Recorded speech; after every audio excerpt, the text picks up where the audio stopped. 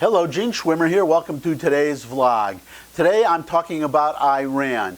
As I'm sure most of you, maybe all of you by now know, Iran has exceeded the 300 kilogram limit on uranium enrichment that they agreed to in the JCPOA, the Joint Comprehensive Plan of Action, the agreement that they made with Europe and us and Russia to limit their production of uranium, to stop their path towards a nuclear weapon that they say they never were looking for in the first place. We all know that's false.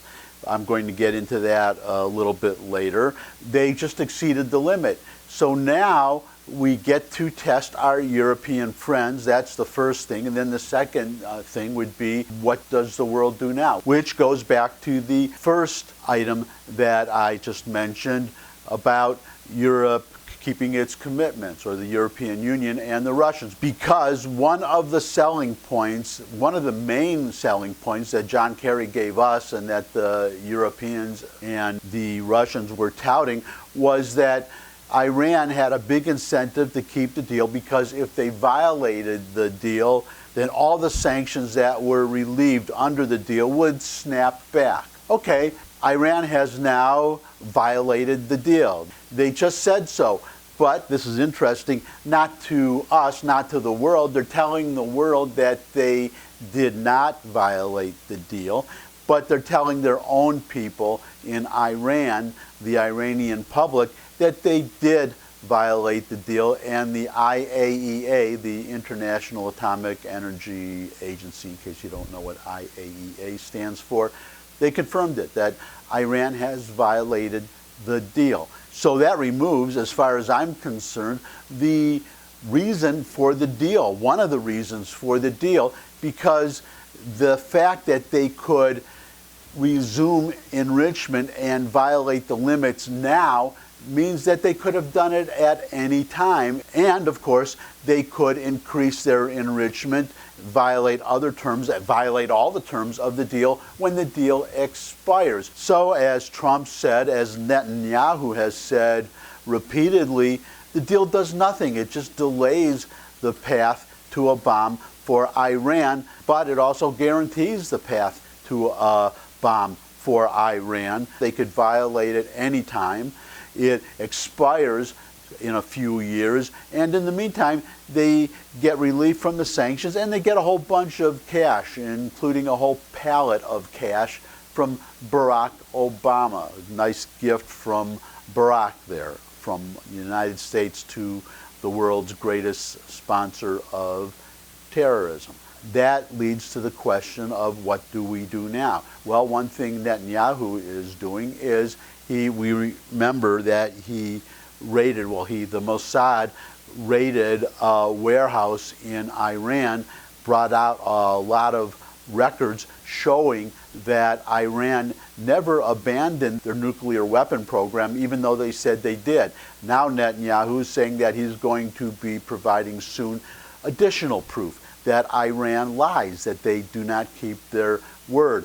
But what I want to see now is, I want to see the Europeans keep their commitments. They said that if Iran violated the deal, all the sanctions would snap back.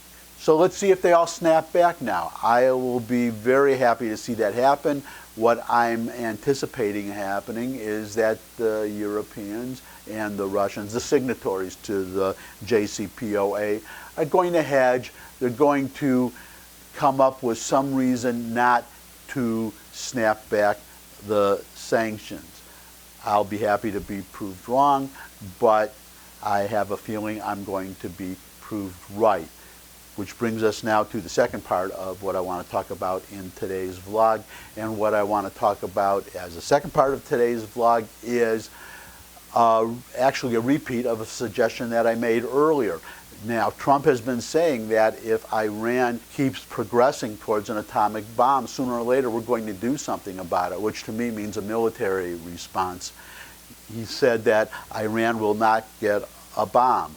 Now, Netanyahu just said the same thing. He repeated his promise that, or you could call it a threat, whatever you want to call it, that Iran is not going to get a nuclear weapon.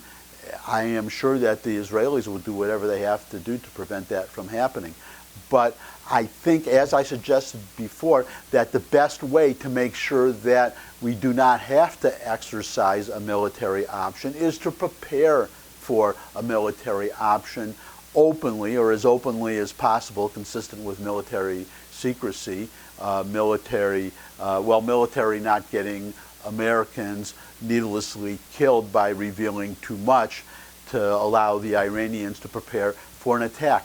But enough to show that, number one, we mean business, number two, we have a plan, number three, we're rehearsing the plan, and number four, the plan will work, that if it's executed, Iran could kiss, well, they could kiss their whole military goodbye, they can kiss their nuclear program goodbye, but we have to demonstrate it. And the way to do that, as I suggested in an earlier vlog, is for the United States and Israel to start rehearsing a plan, as Israel does right now for Hezbollah. Hezbollah is always threatening Israel to attack Israel, so Israel holds these military drills to practice attacking, well, to practice defending themselves first and then attacking Lebanon, to demonstrate Israel's seriousness, preparedness, and capability of defending itself from Lebanon and from Hezbollah and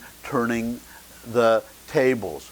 That's what we need to do with Iran. We need to come up with a plan, preferably jointly with the Israelis. I think also the Israelis have to come up with their own plan to attack without us, because you have to remember, well, nobody signed this deal, but Israel was not a part of the deal at all, signature or no signature. They weren't at the talks. Iran obviously was not going to sit down and talk with Israel. So Israel is completely outside the agreement. They could attack this very minute. It doesn't violate anything. So they should prepare an attack, and then we should prepare an attack, and we should prepare a joint attack. And then Trump and Netanyahu, preferably both of them together in a joint appearance, should read the Riot Act, basically, to Iran, to the Ayatollahs. Tell them, if you don't keep the agreement, then you could face an attack by Israel, by the United States, or by Israel and the United States. And again, this is the important part. Israel and the United States should each formulate and rehearse as openly as possible individual attacks on Iran. They should also prepare and rehearse as openly as possible a joint attack on Iran. And they should do it in such a way as to leave no doubt in the minds of the Iranian rulers that the attack would succeed. In other words, either Iran keeps the agreement or they face the complete destruction of their military and probably the collapse of the regime. So that's my advice. I said it once before in an earlier vlog. I repeat it. And that's it. That's all for today. Thanks for stopping by as usual. Thumbs up if you liked the video. And then when you have your thumb back, when you're done with your thumb, you can use that very same thumb or a forefinger to subscribe. And when you subscribe, then you will not miss another video. And that's it. Thanks for stopping by. See you again soon. Bye.